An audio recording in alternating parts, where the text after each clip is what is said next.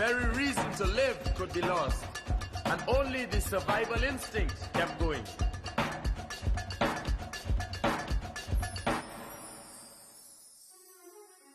The people in Laventille, they are the ones who built Port of Spain. Those are the people who quarried all of that stone that we see in the President's House, that we see in Stormyre's Castle, that we see in all the walls in downtown Port of Spain and East Port of Spain. Even the streets, the curbs in the street were formed with blue limestone from the Laventille Hills. Well, on the hill you have Fort Picton, which as far as the military history of Trinidad is concerned, is very important. You have also Churka's Observatory, which they call Fort Shakan.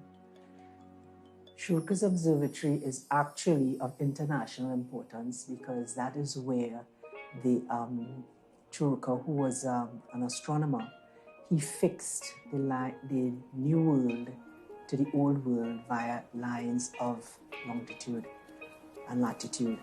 So it's an internationally important site. A lot of people in Trinidad particularly are not aware of the importance of the site.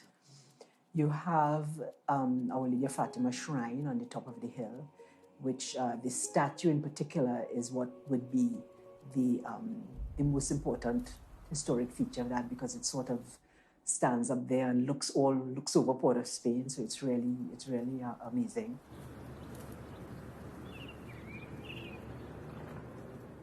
Belmont was a middle-class neighborhood, basically.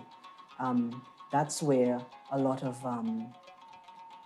merchants and people who actually owned the businesses in Port of Spain lived.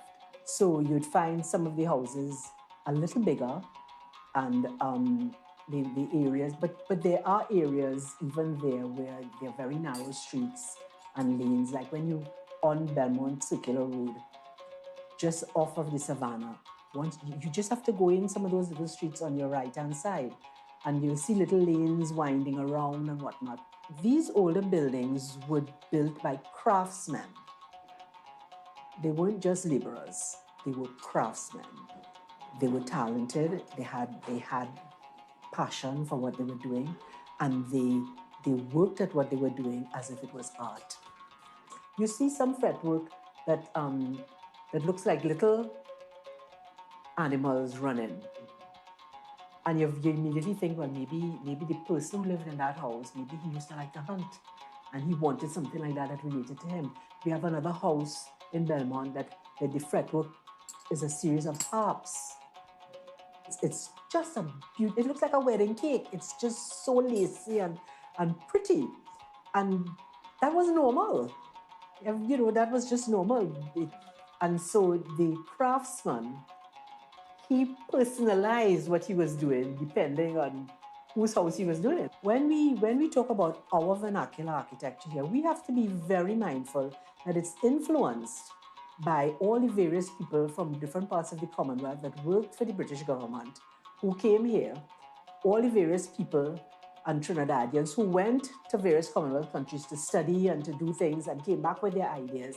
And so the influence spreads further than just Laventille.